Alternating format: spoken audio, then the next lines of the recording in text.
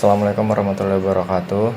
Nah, pada soal A ini kita dianggapkan sebagai seorang teknisi jaringan komputer mendapat tugas dari kantor untuk membantu klien membangun jaringan internet berdasarkan permintaan sebagai berikut. Jadi Ether 1 terkoneksi dengan jaringan LAN dengan IP address NIM/29. Nah, lalu pada Ether 2 karena digunakan sebagai printer server maka dipasang IP address NIM/30. Nah, dari pihak kantor ISP itu menetapkan bahwa IP address servernya itu 172.173.171.222/28. Nah, jika NIM-nya termasuk IP network maka kiranya ditambah 1. Nah, jika broadcast maka kita kurangi 1. Nah, di sini ada langkah kerja penyelesaiannya. Nah, pertama ada topologi, terus kedua ada config mikrotik melalui MAC address-nya, terus kita nanti beri identity, terus kita beri nama tiap interface, terus ada config IP address tiap interface-nya, terus kita nambahkan IP routes, terus kita menambahkan DNS dan firewall. Oke, lanjut saja ke Winbox-nya. Pertama kita bisa connect ke MAC address, lalu connect. Nah, yang pertama kita perlu menambahkan identity. Kita bisa pergi ke sistem, identity. Nah, di sini saya menambahkan NIM saya.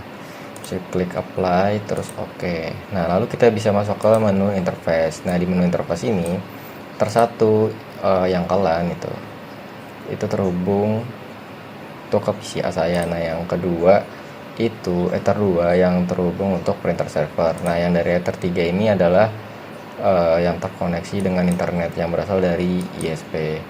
Selanjutnya kita bisa menambahkan IP address tiap interface-nya di IP terus addresses.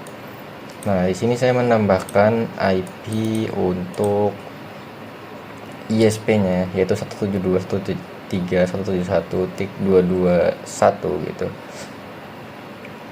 Prefixnya /28 karena titik 222-nya udah digunakan untuk gateway servernya. Terus di Ether 1-nya saya menggunakan IP 24.1.200.6 prefixnya /29. Terus di Ether 2 saya menggunakan 2.41.200.6/30 dengan IP networknya .4. Oke, jadi kenapa saya menggunakan .6? Karena kalau di subnet kedua pada /30 IP saya bertabrakan dengan broadcast, jadi saya kurangi 1. Oke, lanjut ke IP DNS. Nah, di DNS saya menambahkan IP dari server 172.168.171.222 dan jangan lupa mencentang allow remote request. Terus selanjutnya IP routes. Nah, di IP routes saya menambahkan destination address-nya 0000/0 yang artinya itu semua yang ada di jaringan dengan gateway-nya yang IP server tadi. Oke, nah selanjutnya kita bisa nambahin IP firewall NAT. Nah, kita nambahkan NAT di general. Nah, chain-nya itu source NAT. Source NAT ada sumber NAT-nya. Nah, sumber NAT itu berasal dari mana? Dari internet. Nah, dari internetnya yang terhubung dengan Ether 3 yang dari ISP tadi. Nah, terus kita masukkan action-nya itu masquerade. Oke, kalau sudah kita bisa tes koneksi di mikrotiknya.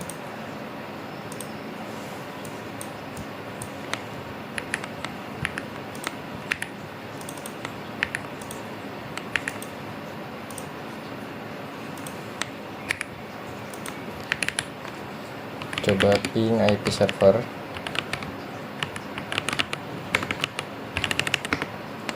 Sudah berhasil. Kita coba ping Google.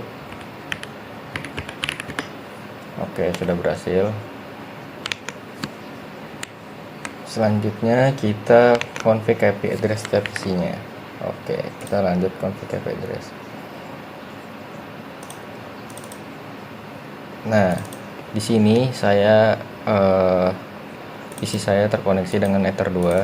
Jadi saya memasukkan IP Ether 2 yaitu ini 2.41.200.5 prefixnya /30. Nah, di sini saya udah masukkan 2.41.200.5 dengan default gateway yang kita tambahkan di mikrotik tadi dan prefer DNS-nya yang kita buat di DNS tadi. Kita bisa apply, terus oke. Terus kita bisa pergi ke CMD untuk tes komunikasinya. Pertama kita coba iPhone dulu. Nah, Kita coba ping gateway dari Ether 2 ini.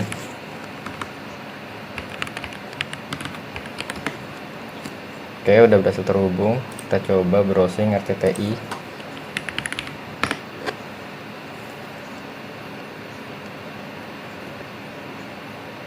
Oke, ini udah bisa juga. Selanjutnya kita coba config IP address pada Ether 1-nya.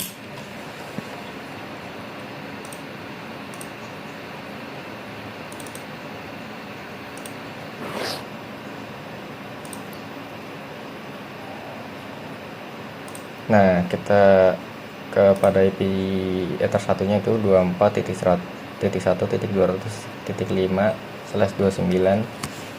Untuk kliennya kita coba tambahkan di sini internet purple 4. Oke, coba hapus. Nah, subnetnya jangan lupa karena di sini menggunakan 129, jadi menggunakan 248. Terus default gateway-nya yang kita tambahkan di mikrotik tadi, DNS-nya tetap. Oke, kita coba apply. Terus oke. Ini coba kita melakukan itu terlebih dahulu. Oke, kita coba melakukan ping ke gateway Ether 1 ini. Oke, udah berhasil. Selanjutnya kita coba browsing untuk RTTI.tv.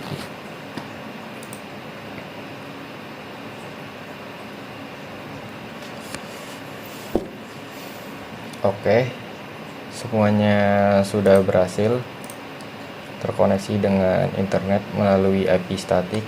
Oke, segitu aja. Assalamualaikum warahmatullahi wabarakatuh.